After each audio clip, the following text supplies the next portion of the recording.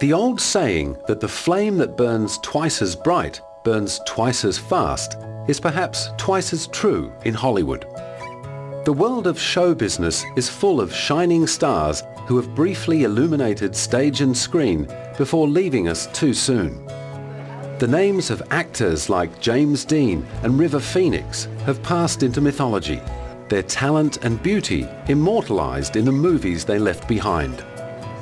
Tragically, on January 22, 2008, another name was added to the list of movie stars who have passed away before reaching their 30th birthdays.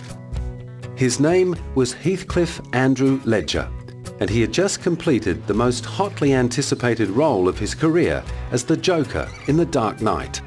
His brilliance, his how kind he is, how much he loved his character, how much he prepared for it, the courage it took for him to play the role, and the time I got to spend with him, it will be always, I'll cherish that memory.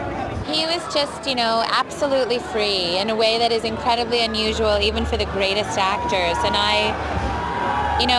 it's thrilling working with someone who's in that place and contagious, and I had a wonderful time working with him. He immersed himself completely. He had just a fantastic time making this movie. I did too with him. We very much enjoyed watching each other, our performances, the immersion in it. He's created this anarchic, Sid Vicious-like punk rock Joker, unlike any Joker that's been seen before. I think it's a real classic portrayal that will be remembered for ages. Heath Ledger had never had trouble being remembered, even at the very beginning of his career. Thanks to his heartthrob good looks, he found early success in soaps like Aussie drama Home and Away, after moving to Sydney from his hometown of Perth while still in his teens. In a foretaste of things to come, Heath even played a troubled gay cyclist in the ill-fated sporting drama Sweat. He caught the eye of Australian director Gregor Jordan, who cast him opposite screen veteran Brian Brown in the crime caper Two Hands. The film was a success both in Australia and overseas. Hollywood sat up and took notice, and he was snapped up to sing, dance and act opposite teen queen Julia Stiles in the comedy 10 Things I Hate About You.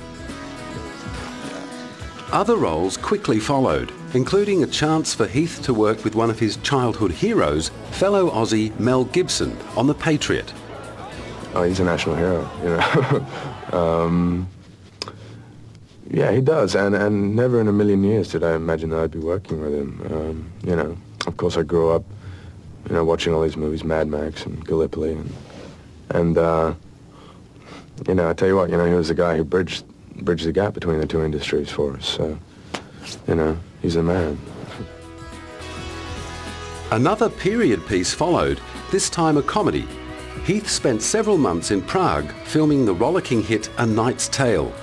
The film struck box office gold, and Heath found himself scaling Hollywood heights at a rate even he hadn't foreseen. I guess not. I don't know if you imagine it. You just strive for your next job, and that's it, and that takes you to here, and that's really it. I don't know. I never really had one goal, But even at this early stage in his career, the young actor had his eyes on the bigger picture and was determined to become much more than a Hollywood heartthrob. I have made a conscious effort to kind of slow down my career in a way. I mean, I had an opportunity to take other paths, but I just, and once you're on top, there's only one place to go. So I don't really want to be there, and I don't know, I'm not that ambitious. I don't really want to go out and buy skyscrapers, so I'm not, looking for that kind of career. Determined to steer himself away from the pin-up boy roles,